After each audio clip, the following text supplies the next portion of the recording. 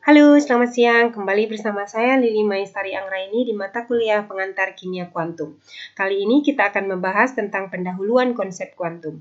Pada bab ini kita akan mempelajari tentang konsep-konsep dasar di mana konsep-konsep tersebut dijadikan sebagai awal mula tercetusnya konsep kuantum. Pada abad ke-17, fenomena-fenomena perambatan cahaya dapat dijelaskan oleh dua teori. Yang pertama yang dikemukakan oleh Christian Huygens yang menyatakan bahwa cahaya merupakan gelombang. Teori yang kedua dikembangkan oleh Sir Isaac Newton. Newton menyatakan bahwa cahaya terdiri dari partikel-partikel atau disebut sebagai corpuscles. Nah, dua teori ini dapat menjelaskan fenomena perambatan cahaya, yaitu perambatan cahaya membentuk garis lurus di dalam medium homogen. Kemudian yang kedua yaitu pemantulan serta pembiasan cahaya ketika melalui permukaan dua medium. Tentunya kalian masih ingat kan konsep dari pembiasan cahaya? Pembiasan cahaya terjadi karena kelajuan cahaya pada udara itu berbeda dengan kelajuan udara pada medium yang lain. Hal ini dipengaruhi oleh kerapatan partikel penyusun dari medium tersebut. Ketika cahaya masuk ke dalam medium yang lain di mana medium itu memiliki kerapatan yang berbeda, maka cahaya mengalami pembelokan arah dan perubahan kelajuan. Saat cahaya melewati bidang batas dua medium yang memiliki kecepatan berbeda, cahaya tersebut diteruskan dengan arah yang telah berubah. Nah, perubahan arah atau pembelokan cahaya itu yang disebut sebagai pembiasan cahaya. Fenomena lainnya yaitu interferensi dan difraksi cahaya hanya dapat dijelaskan oleh teori gelombang. Kalau yang tadi di konsep yang sebelumnya adalah pemantulan, pembiasan, dan perambatan cahaya itu bisa dijelaskan oleh konsep cahaya sebagai partikel, maka fenomena interferensi dan difraksi cahaya itu hanya bisa dijelaskan ketika kita memandang cahaya sebagai teori gelombang. Tentunya Anda juga masih ingat kan apa yang dimaksud dengan interferensi dan difraksi cahaya? Interferensi cahaya merupakan penjumlahan superposisi dua gelombang cahaya atau lebih yang dapat menimbulkan terbentuknya gelombang yang lain. Jika dua cahaya koheren dipadukan, akan menghasilkan fenomena Fringy atau gelap dan terang. Nah, perpaduan dua cahaya ini menghasilkan gelap atau interferensi pelemahan atau destruksi jika tidak dapat dijelaskan dengan menggunakan konsep gelombang. Sehingga pada abad ke-19, Sir James Maxwell memperkuat konsep gelombang dengan membuktikan bahwa cahaya merupakan gelombang elektromagnetik. Nah, meskipun demikian, konsep partikel cahaya tidaklah ditinggalkan, tetapi dicetuskan kembali oleh penemuan fenomena efek fotolistrik oleh Heinrich Hertz. Nah, efek fotolistrik hanya dijelaskan dengan konsep cahaya terdiri dari paket-paket energi atau kuanta atau partikel yang disebut dengan foton. Selain itu, eksperimen yang dilakukan oleh Compton menunjukkan bahwa cahaya bersifat sebagai partikel atau foton ketika bertumbukan dengan sebuah elektron.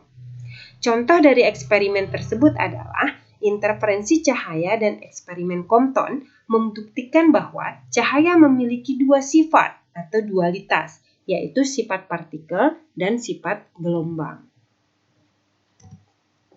Dengan mempertimbangkan sifat dualitas cahaya ini, kemudian de Broglie berhipotesis bahwa sifat dualitas tidak hanya dimiliki oleh cahaya, tetapi juga dimiliki oleh partikel atau materi.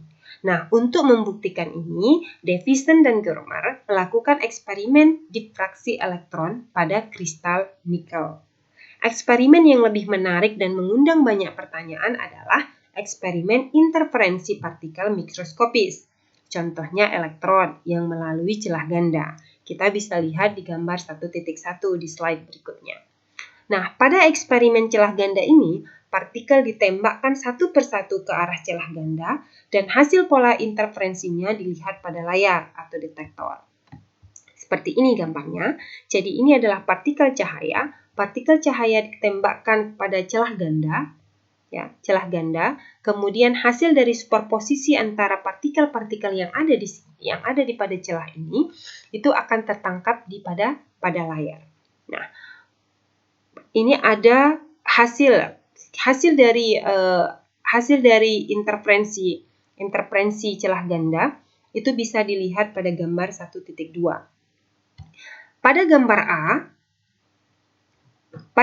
A, ketika partikel-partikel cahaya yang ditembakkan itu masih sedikit. Nah, kemudian partikel-partikel ditembakkan ini akan semakin banyak. Ya, begitu seterusnya dengan C dan D. Jika jumlah elektron yang ditembakkan masih sedikit, tidak terlihat adanya pola interferensi seperti pada gambar 1.2a yang tadi. Tetapi, jika jumlah elektron pada layar cukup banyak, akan terlihat bahwa ada pola interferensi yang ditunjukkan dengan pola terang dan gelap.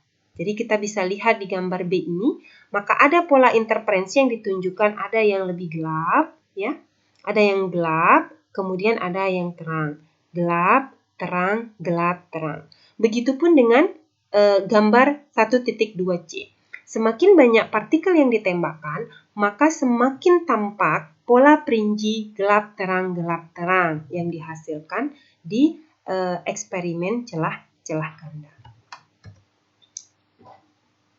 Nah, eksperimen celah ganda ini mengkonfirmasi bahwa partikel memiliki sifat gelombang. Eksperimen celah ganda menunjukkan secara garis besar konsep mekanika kuantum. Dengan mekanika kuantum, kita dapat menghitung probabilitas partikel menumbuk layar dengan akurat sehingga menghasilkan distribusi partikel.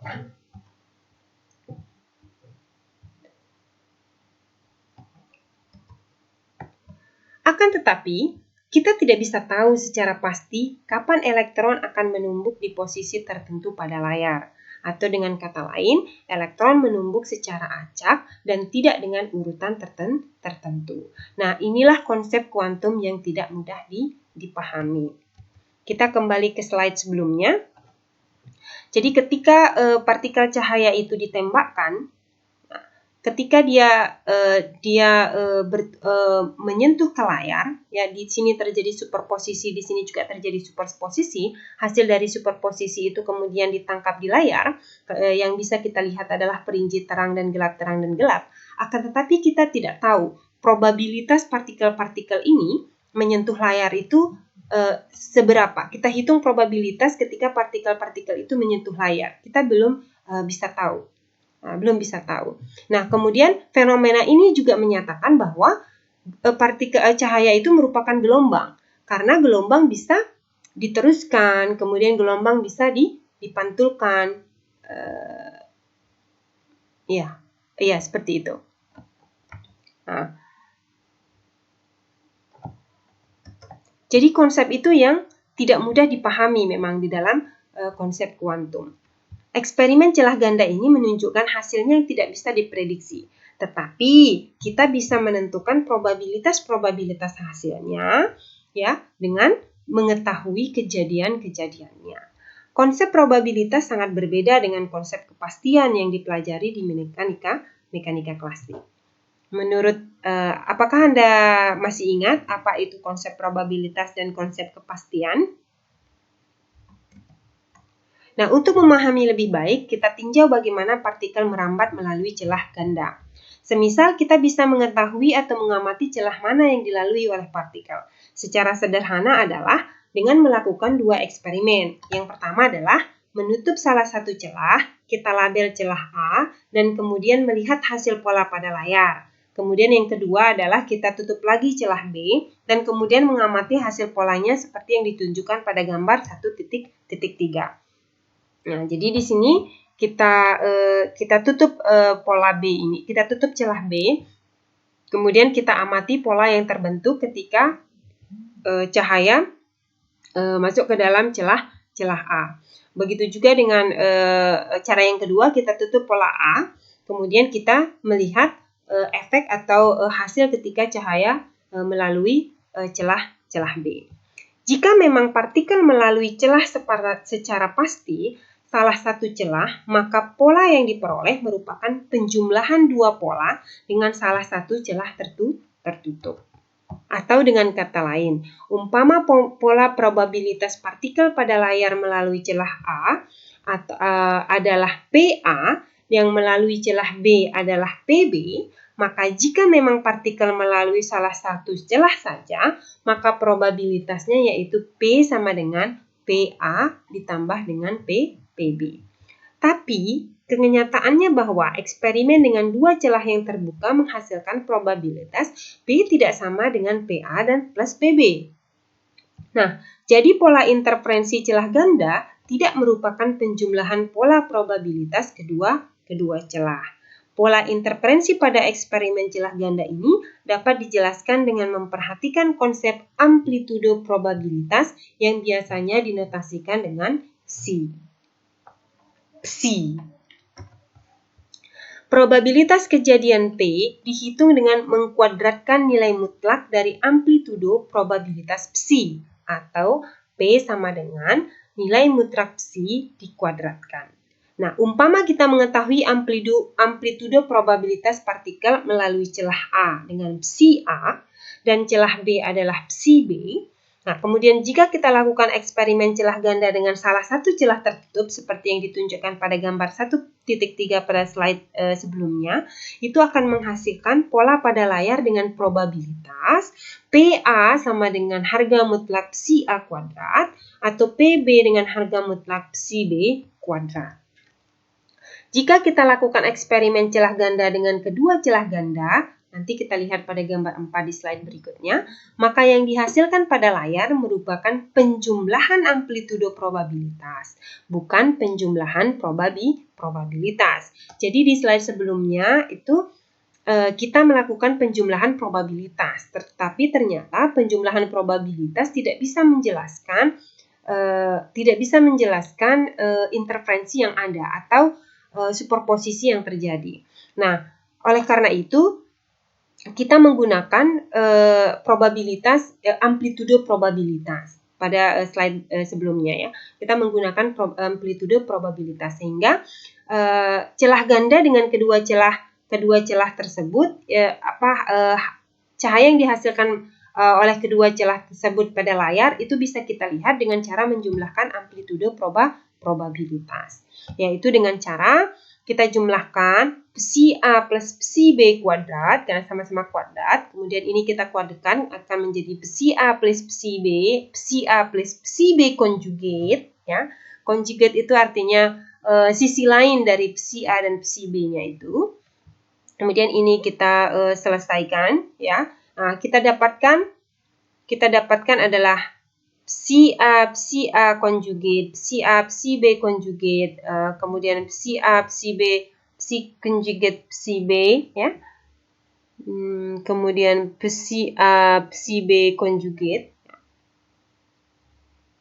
Sehingga kita peroleh psi A kuadrat dan psi B kuadrat seperti ini yang tidak sama dengan psi A kuadrat plus psi B kuadrat.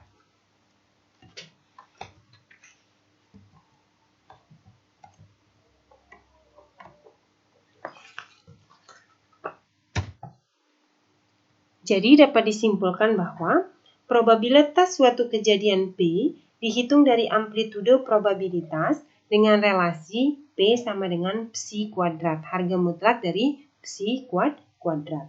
Dua amplitudo probabilitas psi A dan psi B dapat dipadukan menjadi satu, psi sama dengan psi A plus psi B yang dikenal dengan istilah superposisi. Oke, ini gambar eksperimen celah ganda dengan dua celah terbuka. Kalau yang di slide sebelumnya adalah salah satu celah kita tutup. Kemudian ini referensinya. Anda bisa melihat di link-link ini. Ya, ini juga tiga link ini untuk menjawab forum diskusi yang sudah saya jelaskan. Sudah saya tuliskan di daring. Oke. Silakan jika ada pertanyaan, silakan Anda tuliskan di forum diskusi. Selamat siang.